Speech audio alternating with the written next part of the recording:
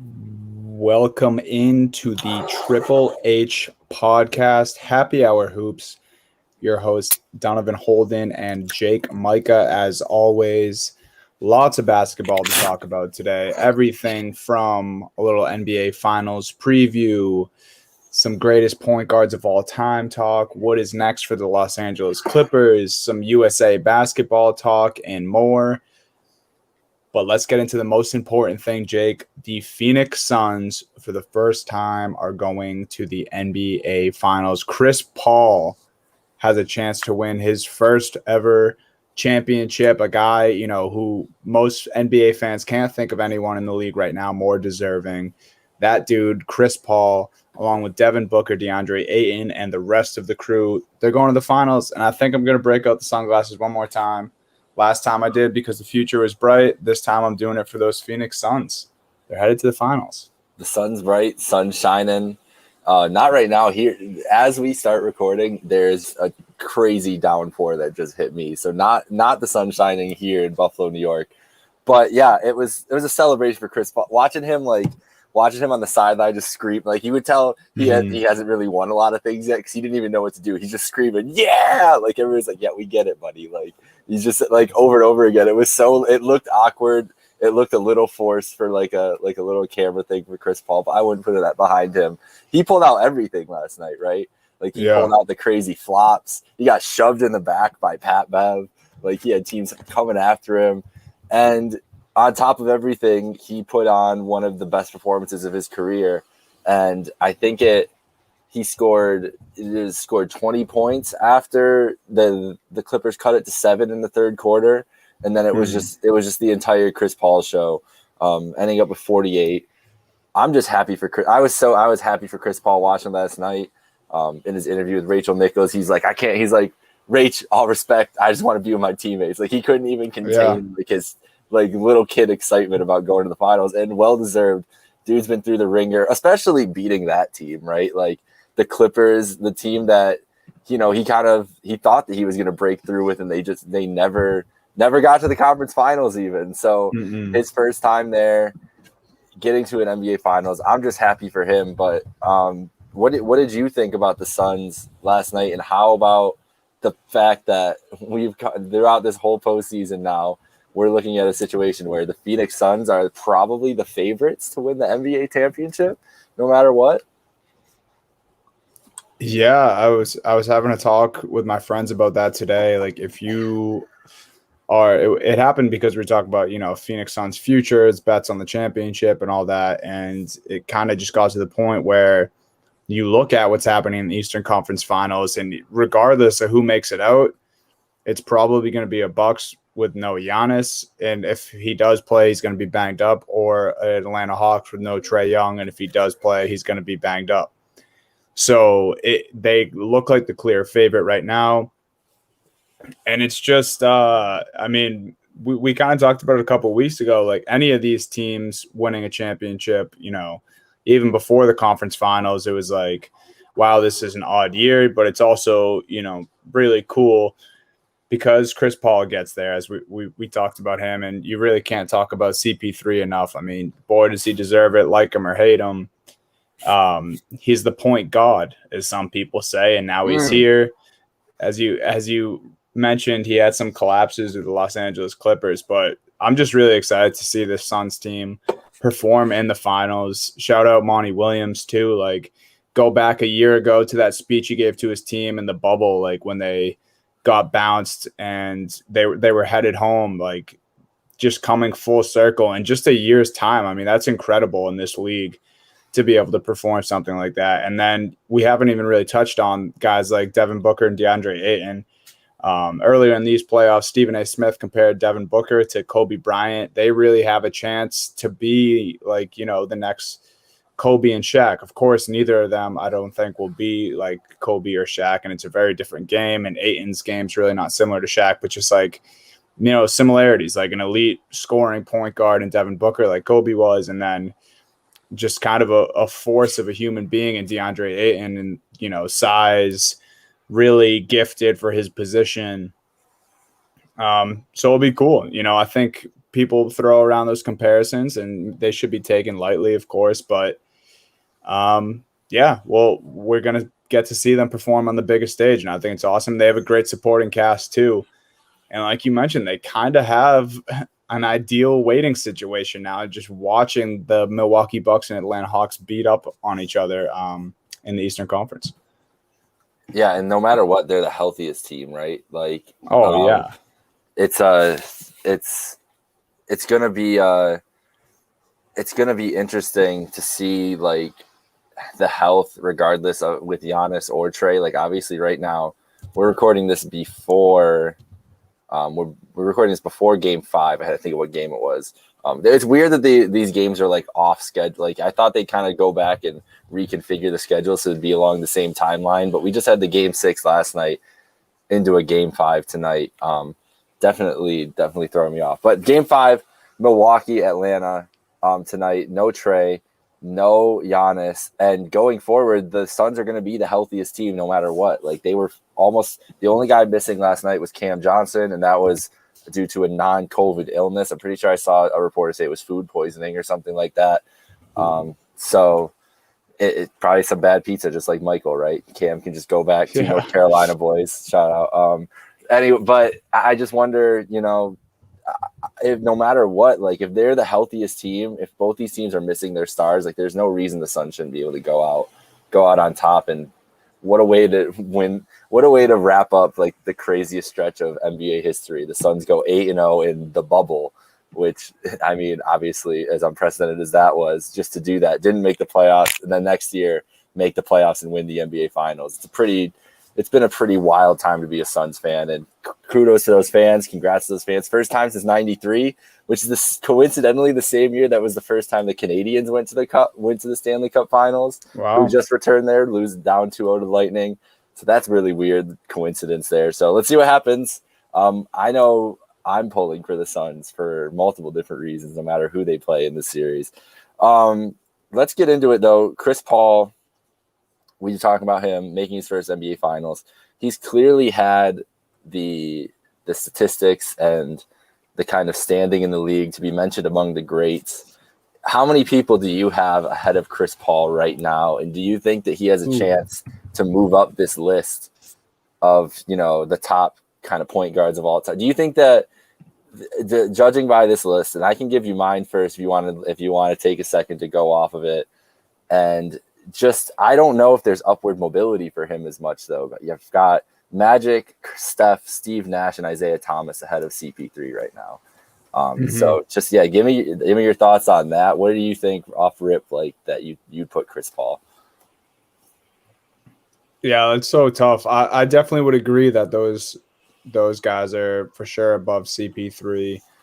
And just statistically, like you mentioned, like the career that Paul has been able to have, I mean, people, good point guards will have one of their best seasons where they average 18 and 9.5 assists a game. Like this dude did that. Like those are his career averages. Like Paul has never really been a point guard where it was just scoring for him, or a point guard where he wasn't, or he was only passing to his teammates and like a pass first guy. Like he's been able to do it all his entire career. We've heard the story so many times about, him improving rosters as soon as he goes there.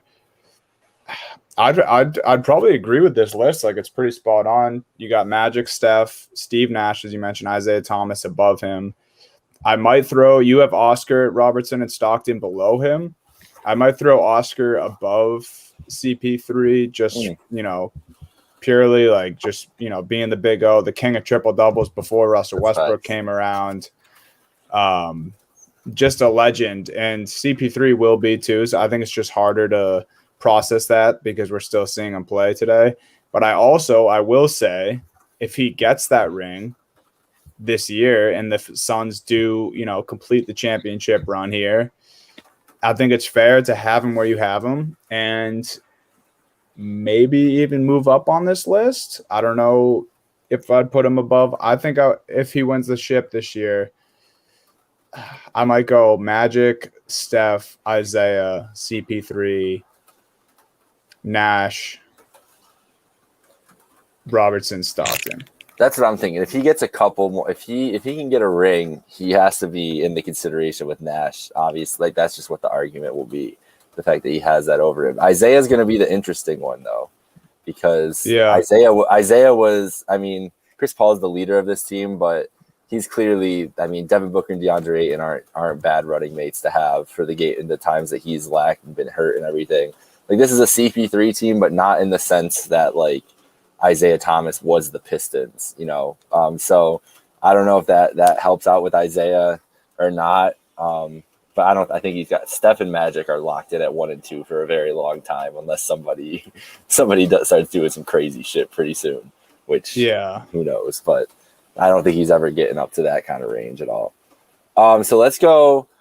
The Los Angeles Clippers, the team that lost last night, when we kind of talked about it a couple days ago, yesterday, one of our last discussions about the potential of them blowing up and just being how important this series actually is for them to the future of this franchise. And then today we get Kevin O'Connor from The Ringer dropping bombs on podcasts saying that Kawhi, that while there is hope within the Clippers organization that he will stay for the long term, that if Kawhi does intend, it's not a done deal yet, and that Dallas and Miami will be heavily pursuing Kawhi Leonard in the offseason. Paul George's contract is up. You'd think that they would pay him all the money they can get if Kawhi's going to leave all of a sudden, but maybe he's like, I don't want to do this alone. Goes on the move as well. We haven't seen those answers. Reggie Jackson, not as important of a player as Kawhi and Paul George, but he kind of was in the playoffs this year, right? Like he was kind of the third star. Him and Marcus Morris kind of took turns last night. It was a bad game to go out on for Reggie. But what do you think's next for the Clippers? Do you expect them to blow it up and we're going to see a big change, or do you expect the Stars to stay and kind of run it back? Because right now, I just feel like they're cursed, and these two are going to be gone, and this is going to be a very meme-ified era of Clippers basketball. Yeah, man. You mentioned we talked about this a few days ago, and I think our discussion was, you know, once we got to the point of asking each other, will the Clippers blow it up? I kind of had to remind myself and then reminded our listeners that really isn't the smartest move. I mean, it's out of their control if PG and Kawhi end up walking when they're eligible to. But right now, you don't have any draft assets because you traded them all away, at least for the foreseeable future. You know, of course, a trade can help that. You can bring in draft assets if that's what you want to do. But they're just really not built right now to go into rebuild mode or, you know, try to flip this thing on its head and start over. And I believe Reggie Jackson, someone you just mentioned, I'm pretty sure he's a free agent this season, this upcoming offseason. He's going to receive a bag, or at least offers of a bag, from many other teams. So it really is an interesting situation. And the thing about Kawhi is, like, how do people get these scoops? Like, who is he talking to? He doesn't even speak to his teammates. Like, I don't know. I think we have to take some of the Kawhi rumors with a grain of salt, as all NBA rumors. But I feel like there are guys, you know, who'd go out on their own and go speak on podcasts and start rumors about themselves, or, you know, say true statements about themselves and that they want to go elsewhere. The Kawhi stuff's interesting to me because I'm like, I feel like these are probably just teams that are going to pursue him. I have no idea, you know, if Kawhi is I think that's where the when you say, like, it's not coming. No one has any idea what Kawhi wants to do. It's straight up coming. That's through some proxy. Mark Cuban and Pat Riley are telling Kevin O'Connor, hey, we think this dude has a chance to be bouncing because he's pissed off at them or they have some kind of disconnect, and we're going to throw literally everything at him to come there. But I guess the question is, like, what can we Kawhi hasn't been able to be healthy the last 2 years, like, really, for the majority of it. I mean, on and off with the load management last year. Obviously, he played in the bubble, but didn't finish out the playoffs this year. Had another, you know, missed. How many games did he miss? I think 21, 22 games or something like that. So load management. Does that really fit with, like, the Miami Heat, for like Heat culture, grinding and everything? Like, Kawhi, I don't know. I just don't see that. I don't see that working out Especially very if well. Jimmy Butler's still there and he doesn't go Kawhi's not elsewhere showing and up Kawhi to comes practice in. and shit. Yeah. Like Jimmy, it's not like Jimmy's afraid to get in Kawhi's ear. Like he'll give it to anyone he thinks is being soft, and I think he'd be the first one to tell you that. And with the Mavs, like, go ahead, keep going. No, I was just gonna say, and like I feel like he would consider that soft if Kawhi wanted to take extended periods of time for rest. But yeah, and I feel Mavericks. like the Mavs, like the same thing as Luka's like an alpha dog. Luka's gonna be pissed if this dude's not showing up or not doing things that Luka's doing. In the same vein as Jimmy. And plus, like the issue in Dallas kind of has been not being able to keep guys around Luka or not have the right assets around him. Like you don't necessarily want to bring in a guy who maybe will miss extended periods of time. We don't know what this knee injury looks like because no one's has said anything about it really. So yeah, I mean, of course, I think either of those teams would take him. It's just, is that actually the right fit? I think if I'm the Los Angeles Clippers and it comes out that Kawhi is unhappy and maybe he wants new beginnings elsewhere and does want to move on, I think you try to get Paul George to stay, because I did overreact a little bit the other day after his last like playoff like really poor performance in the playoffs. I think, I was like, is this guy getting close to Simmons territory? Are the fans going to want him? I feel like fans and teammates in LA still have love for PG. I think he proved during that 41-point performance the type of player he can be, shooting 75%. I mean, he's still an unbelievable shooting guard in this league.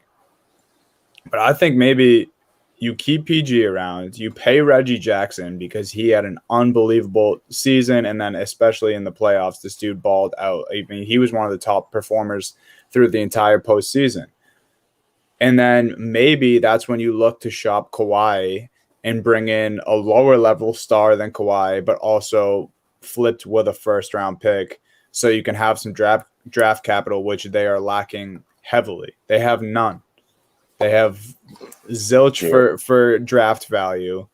So I don't know. I don't know what the deal looks like, but maybe try to bring in, a complimentary star with Paul George, maybe not quite at the talent level as Kawhi. Keep Reggie Jackson around. You have some decent young pieces and Terrence Mann. And then, I don't know how crazy they are about Zubac, but it seems like they like him enough. I think he's been there for 3 years. He's a solid enough big man. And then I don't know about Serge Ibaka, but, they have something of a core, not exactly what they want, but I think there's definitely some options. And it is, we keep talking about it, it's going to be a crazy offseason. Clippers, one of the many teams to keep a very close eye on, and for all the reasons we just talked about. Yeah, it's going to be interesting in Clipperland, for sure, 100%. So let's go on to it here. Enough about the Clippers. Congratulations to the Suns. It was a great series. It was a fun series, regardless. Looking ahead, a little bit ahead past the NBA Finals, before we get into our preview of the Atlanta Hawks and Milwaukee Bucks Game 5. Team USA is coming up. The Olympics are literally right after the NBA Finals. We're not going to be short of any more basketball, but a change up. We get to watch Team USA. It's one of my favorite things. I love the basketball Olympics. It's just so much fun watching the Americans beat up on everybody. And we've got an interesting roster this year, and I want to run by the lineup potentials that we can see coming up here with this roster and see how we feel like this is a good mix for international basketball.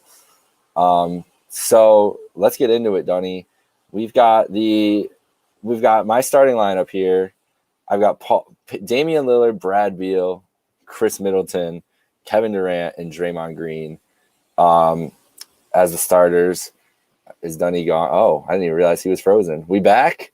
Yeah. You just reappeared. That's crazy. That just blew my mind. Hopefully we can stay in here. But yes, I'm here for the USA talk. Let's do it. Team USA. So where's the last thing you heard from me about Team USA? Just right at the jump. Right at the jump? Yeah.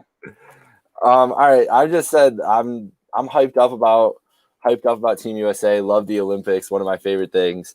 This is the third oldest team that Team USA has ever had. It's an interesting mix of young talent and some of these older guys, and even some older guys that we haven't really seen in this kind of level.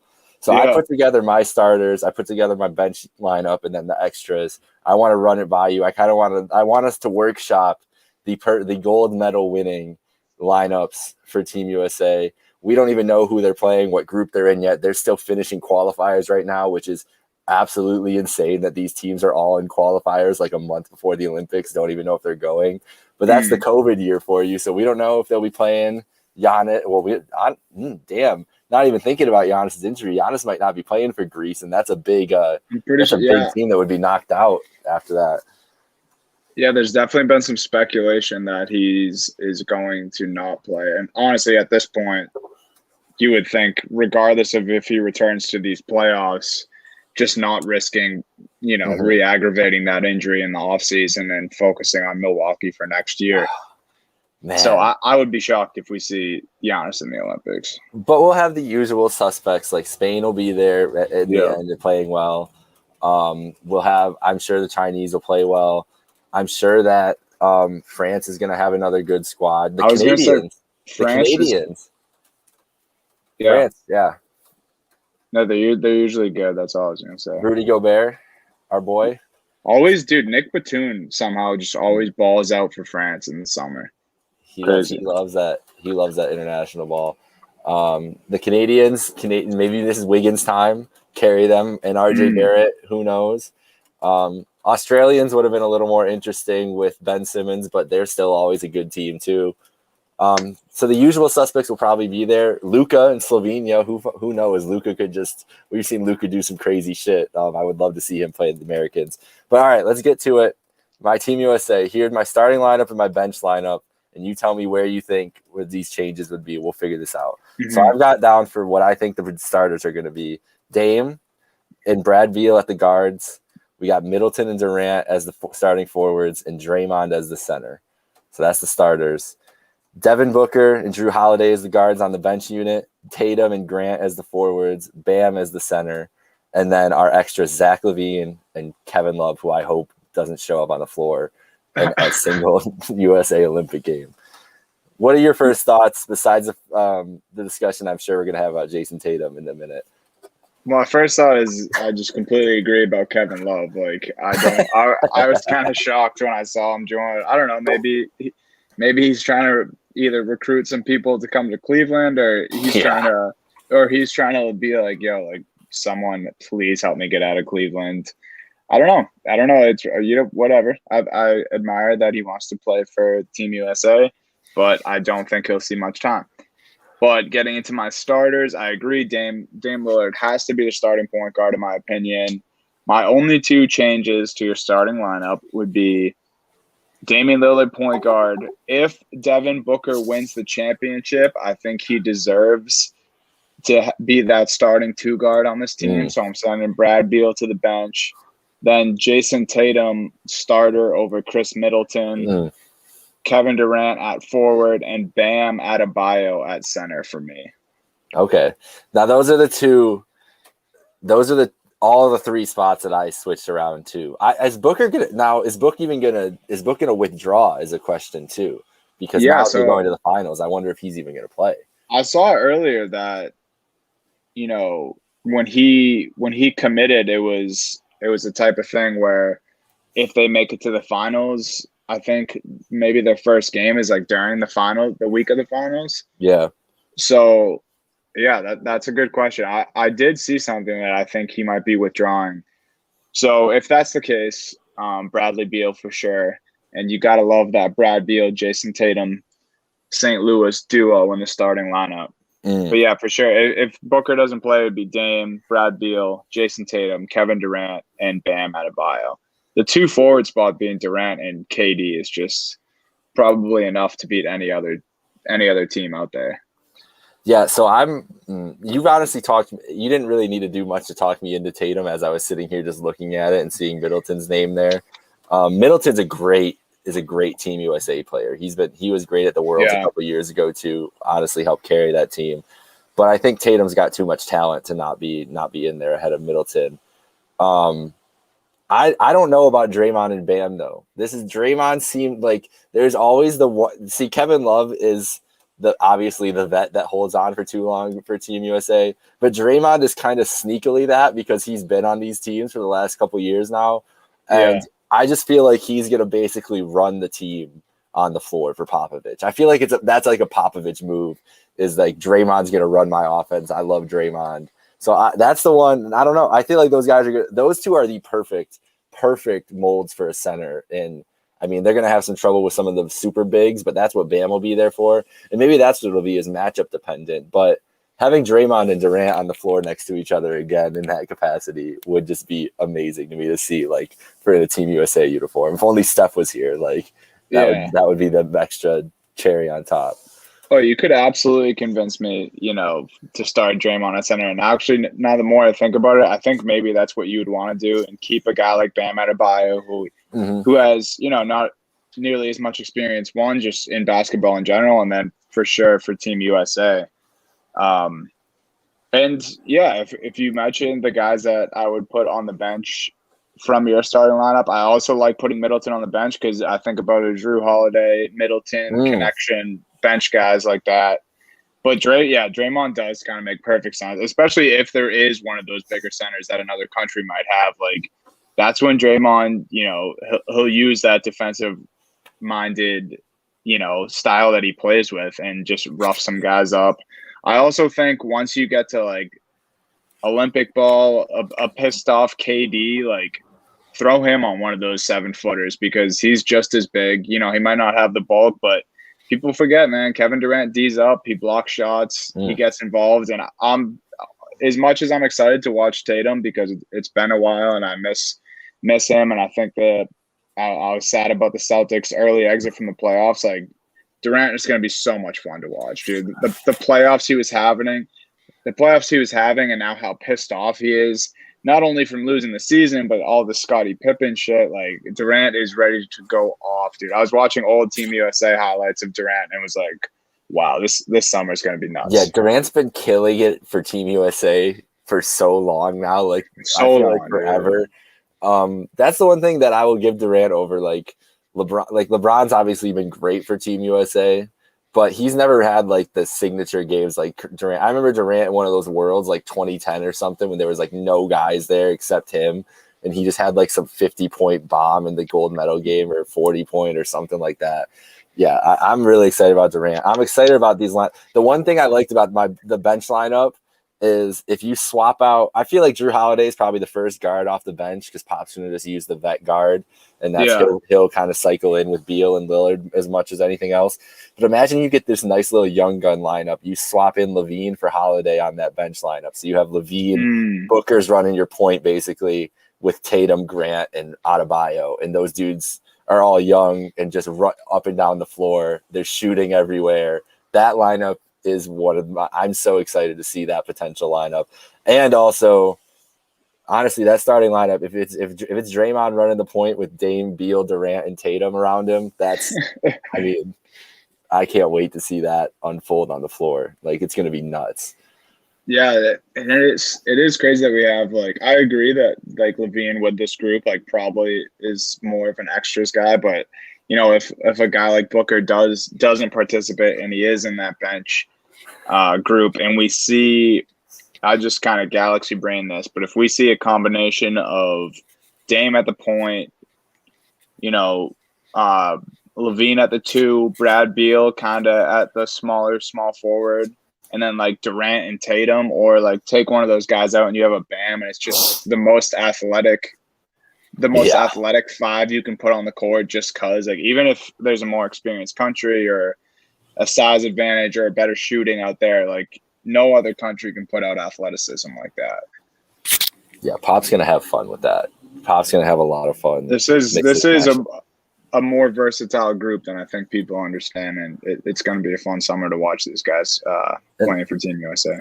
That's what I liked about the roster. Like, people were confused about, like, Jeremy Grant and stuff, but when the superstar, like, when Harden dropped out, when Curry's dropping out, when some of the super duper stars start dropping out, you build the team that you want from, like, these, like, everybody's so talented for Team USA.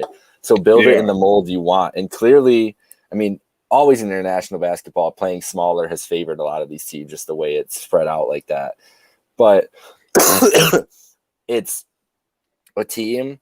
I mean, really, there's Beal and Lillard aren't great defensive players, I would say, but they both try hard on defense. And the rest of this team can switch on everybody. They can play defense on all 5 positions, and they can cause some havoc. Like, think of a lineup with if you take Dame and Beal off the floor and put like Drew Holiday and Tatum out there with Middleton, Durant, and Bam or Draymond, like that lineup is long and is going to be impossible to score on. So they can do a lot of different things. It's going to be fun. All right. Yeah, go ahead. One last thought before we move on here. And even the people who are worried about, some of these, the casual NBA fans who maybe have never heard of some of these guys or new faces to Team USA and have really never competed in something like this. Like you're talking Jeremy Grant there, Zach LaVine.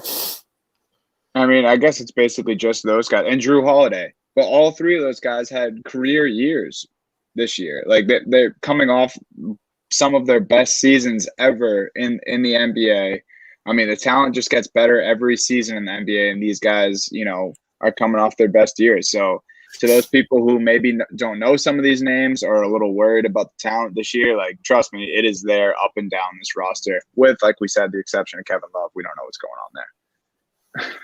Yeah, I really don't get it. You think he just gave him all, like, he's got that new wine out. He's out promoting it. He's like, bro, I will give you guys so much wine if you let me play on this. And they're like, you know what, Kev? Sure. We'll go with that. Yeah. We'll live with that. Shout out Kevin Love and Happy Hour Hoops. Maybe he's just trying to come on the pod and drink some wine with the boys. I drink some wine right now. All right, let's get into the well, first, let's wrap up the podcast. Thank you for listening. Follow us at Happy Hour Hoops 1. Follow us at Trainer Experts. Like, subscribe, all that good stuff. Happy Hour Hoops, Spotify. Stay hydrated. Apple. Stay hydrated. Now we are going to, if I forget, listening to this right now, we're moving back from tomorrow. We're coming back to real time now. Yeah, back into the real world. Preview time. We've got a huge Game 5 tonight. No Trae Young, which we were sad about the other night. Now no Giannis. We are in officially a starless Eastern Conference Finals. It's going to be – it's interesting, though. It's interesting because we were talking about the other day, and I had bet on the Bucks minus 6.5. Was very happy. Was not happy that Trae Young was out. Was like, okay, that's a nice line, knowing that news and everything. Very quickly into the game, took the Hawks money line because I went back on it, and was very thankful to do that because the Hawks had that moment where it was like, we're going to come out and we're just going to be more desperate than them and just ball out. And the Bucks looked like, no pun intended, deer in headlights, and looked like they were just going to walk in there and just walk out with a victory because they didn't inspect anything without Trae. And the Hawks, that we know, one thing we know about the Hawks is they fight. Like, they will go at teams. They're not afraid of anybody. So what do you expect tonight? No, Giannis gets hurt in that game. We know he's out. We know Trae's out again. So what do we expect? Like, do you think that the Bucks have played very well without Giannis this year, which is an interesting fact, and they're back home? Yeah, so had the shades on because we're celebrating the Phoenix Suns making it to the NBA Finals. This is a very dark series. People are getting hurt, so I don't need the shades for this. But I think the biggest thing to look at and the biggest storyline, maybe moving forward in this series, is Chris Middleton. Because we were talking about him, and we were talking about him because NBA analysts were talking about that they believe he is the best player on this Bucks team, better than Giannis, better than Drew Holiday. People think Middleton's the real deal, and now it's his time to show it. He's the last healthy – he's probably the best healthy player in this series right now. There's no one on Atlanta, I think, that's outside of Trae Young that's better than Chris Middleton. So it's really time for Middleton to ball. Show us where you're made of. Series tied at 2-2. This is your chance, man. I mean, I don't know if he even – I'm sure he doesn't care, and I'm sure that he would say that Giannis is better than him. But it's kind of just people the last 2, 3, 4 seasons have been like, is Middleton actually the real deal? He goes quiet in some big moments, but then other times he has 20-point fourth quarters like we saw the other night. I think this could be a time that he could take advantage of the backup guards and the small guards on this Atlanta Hawks team and do his thing and, hang a couple 30-point games and close out this series. So that's what I'm looking for tonight. And then on the Atlanta side, can guys like Lou Williams, who got his first career playoff start the other night, go off again? Can guys like Kevin Huerter keep it up? Can Clint Capella keep banging down low and give this team another chance? It's really going to show one, coaching and just role players, how much either side wants it tonight. Yeah, and the interesting thing is we've seen this series play out a bunch of different ways. Like, we've seen almost every game. We've seen a close game. We've seen 2 blowouts. We've seen without Trey. We're going to see without Giannis. That's the hard part. I feel like we knew with that Suns series, you kind of get the ebbs and flows of most series. This one, no idea, because it's just changed up on us so many times. And these teams are, as much as we talk shit about Bud, like, he's made adjustments in this series to help out against Trey when he was healthy and to slow down the Hawks, which is why it was so confusing that they just shit the bed like the other night, coming out with an opportunity to put their throats down and be a game away from the NBA Finals at home. And now it was a wasted opportunity. And now they're going to have to go back to Atlanta no matter what happens tonight. And that crowd in Atlanta and that home crowd and the energy that they had there is dangerous for the Bucks if they don't take care of business tonight, because this team, Nate McMillan, give Nate McMillan the credit, man. His team just go out there and ball. God, like, they just play hard. And not like a couple of years ago, I remember the Cavs, I think the last year, 2018, in the first round, LeBron's last year, they went 7 with that Pacers team. That was like Oladipo and Sabonis still earlier on, and those guys. And there was no reason it should have went 7, except for the fact that they just battled the whole time against LeBron and the Cavs. Like, LeBron, that team made the finals, and that was the toughest series they had. One of the toughest series they had early on. I don't remember who they played in the second round. Then that Celtics series obviously goes 7-2. It was just a great effort by a Nate McMillan team. His teams battled in the playoffs all the time. And it just didn't work out in Indiana. And now he's getting his flowers in Atlanta. I said in Indiana before. Now he's getting his flowers in Indiana or in Atlanta. I don't know where he is actually in the world right now, apparently. And took over for a team that was below 500, and they were at 35-16 the second half of the season. I mean, that's like top of the league shit right there. If he was there for the full year on that pace, it showed that they were ready the other night. Whether they thought Trey was going to play throughout the day or not, didn't look like it mattered to them. That team was ready to step up. Our boy Huerter filling up the stat sheets. 18, 6, and 7. Kayvon. Bogdanovich had a great game. Gallo looks Lou like Will. Lou Will. Shout out Lou Will. Wasn't even thinking about the possibilities of think about the Lou Will redemption story. Went from the bubble from last year, going to Magic City in Atlanta, getting in all the trouble, getting traded from the Clippers to Atlanta, and now the day before that Clippers team that he was on gets eliminated, he balls out and potentially saves the Hawks season with Trae Young out. And it was awesome to see Lou Will going off, and just a wild coincidence that it's happening in the city of Atlanta. Yeah, and I mean, Lou Will just deserves all the credit in the world, because I saw recently, I forget, I'm drawing a blank on whose podcast it was on, and I'm sorry, I'm not giving them credit for this, but they were, kind of talking about players who are overpaid in the league today, players from past generations who kind of missed out on all this money. And Lou Will said he has never made $10 million in a season. Oh my God. Since he's been in the NBA, which is ridiculous, because you look at, some of these bench guys in the league who are getting crazy contracts, some people who are deserving of it, but it's like, I mean, the money Rudy Gobert gets for a guy who averages like 12.5 points a game. It's just crazy to think of a name like Lou Will, a scorer like Lou Will. I mean, this guy has accolades, dude. He's won so many Sixth Man of the Year trophy. He's literally like, they should change the trophy to the Lou Williams Award. And just to think that he's never made $10 million in a single season is crazy. Gets his first career playoff start which we know that he's a bench guy, but it still is a little surprising that he's never started in a playoff game, even on a different team in another situation like this where guys are out or whatever. And then he puts up 20 plus, and he really got the Hawks going in that game. I mean, he was hitting fadeaways, deep threes. He was actually D'ing up. He was hitting shots over much larger defenders.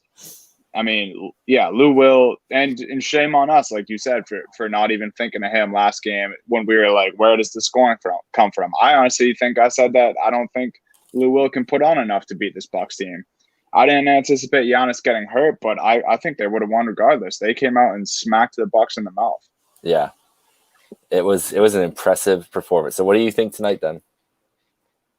Ooh. Man, dude, this is a sticky sedge. I think I'm going with the Hawks again, dude. Wow, I really do. Like, let me answer that question with a question. Who do you think is the better team with both stars out? Who has a better roster? I'm going with the Bucks tonight, turning on my Hawks, and I think the answer to that is the Bucks, because I think Chris Middleton and Drew Holiday should be. Yeah, in theory, should be the two best players on the court tonight. At home, crowd behind them. Those two should both score 30, and this shouldn't even be a contest. It shouldn't be. That's what, and it's hard for me. I've been riding the Hawks all the whole time, and if they lose, if they win tonight, I'm gonna be hurt that I didn't support them again. But I feel like they got the emotional, let's do it for Trey win in Game 4 against the Hawks, or in Game 4 at home. Like, doing it at home seems a lot easier. In Milwaukee, those role players on the road in the playoffs. At home, it's a different story than the road. So are we going to see like those same kind of performances? I don't know. The Bucks have played nice without Giannis this year. They got a game plan for it now. I'm going with the Bucks. I don't feel good about it though. I feel gross. I'm not gonna lie. No, honestly, you made me feel a little bad about my Hawks pick, but no, yeah. I mean, like, I think we kind of gave shit to Coach Bud earlier in the playoffs for not having, the best coaching adjustments in the past. But as far as these playoffs have gone, really anytime they've had a collapse, they've kind of done well and came back with it, and they've had a plan, and I'm sure a lot of it comes from Coach Bud. And as you mentioned, why not just say to Middleton and Holiday, you guys go get 30 and let's go back to Atlanta for another game. They probably are thinking after last game that this series shouldn't be tied, and the Bucks probably think that they're a superior team as well. But just the togetherness and the team basketball I saw from Atlanta last game is enough for me to just ride them this game. I mean, they were getting contributions from Cam Reddish, who hasn't played over like 5 minutes in months. And that dude, I mean, I've been saying it. I hate when I come across Cam Reddish slander, because that dude can ball. They have Kevin Huerter and Lou Williams, who we talked about. Their bigs have been pretty exceptional in the playoffs. John Collins quiet as of late, but Capella is a dude who doesn't really get enough credit ever, let alone in the playoffs. I think the togetherness and just they're a lot deeper than people think. Yeah. It's gonna be fun. It's gonna be an interesting. I'm like, it usually in the game without the two superstars. It's obviously the Eastern Conference Finals is a little bit of a different story, but just because we know that these coaches, like, it's gonna look so different. I just want to see like how it plays out and what these teams kind of do to try to adjust going into this game. And this is fucking. Who cares? It's fucking huge. No matter who is on the court, it is a best of 3 in the Eastern Conference to go to the NBA Finals. Like, that's what all you ask for in these series, right? Like, we got a great game. We got a great Game 5 and Game 6. Wasn't close, but it was fun to watch. Then the Phoenix series, and maybe we get a classic series down the stretch here with these three battling with, losing their stars but trying to grit it out. I mean, what more can you ask for from the NBA? They're going to deliver. These guys are going to show out tonight. So let's wrap it up there. Let's see. We'll see what happens. We'll see who going into the weekend will be ready. I think Game 6 is Saturday night, right? Saturday night is not even a potential Game 6. Saturday night, Game 6 in Atlanta. We'll see who's up 3-2 there. It's going to be a fun one tonight. So for Donovan Holden, This is Jake Micah signing off. Have a great night. Enjoy the game tonight. Hope your bets go well no matter what you do. Stay hydrated. Enjoy the weekend. Happy 4th. Have a good one.